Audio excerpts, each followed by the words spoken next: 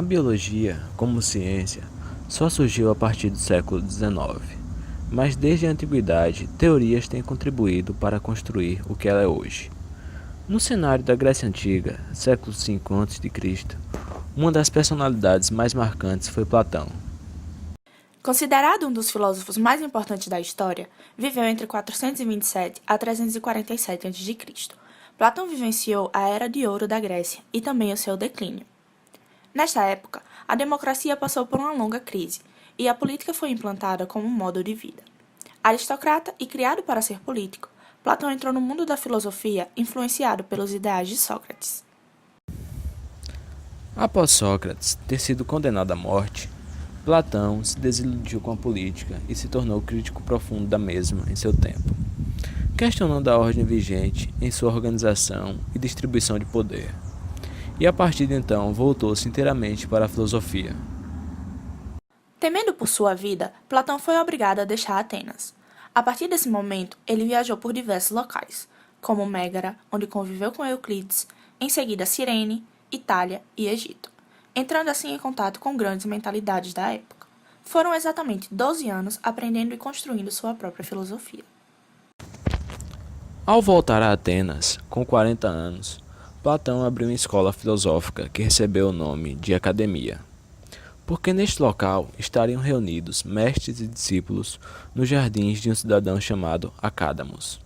Seus estudos lhe deram a formação necessária para formular as próprias teorias, de forma a aprofundar os pensamentos de Sócrates. O termo academia surgiu a partir de Platão.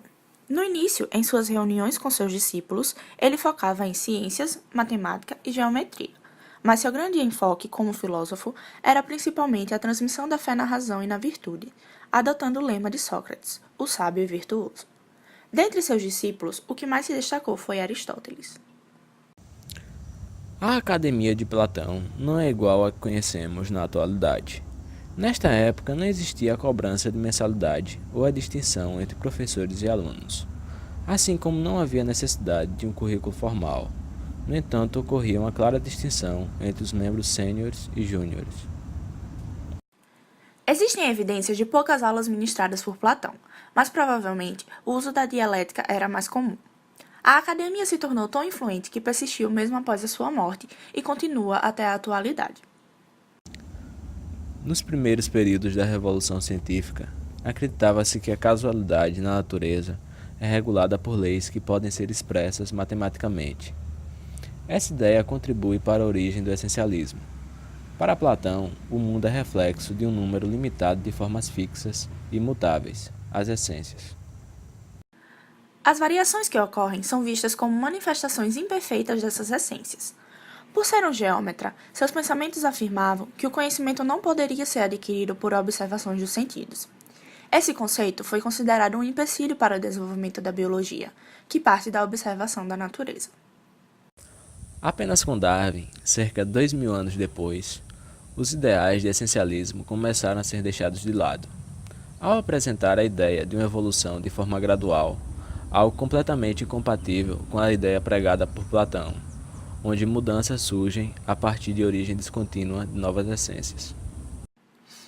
Segundo Ernest Mayr, os conceitos platônicos foram negativos para a biologia e foi necessária uma emancipação do pensamento platônico para que o pensamento biológico moderno pudesse ser desenvolvido. É inegável, apesar disso, a importância do filósofo, não só para o desenvolvimento da ciência, mas a sua introdução ao modo de pensamento, que influenciou e influencia a nossa sociedade até os dias de hoje.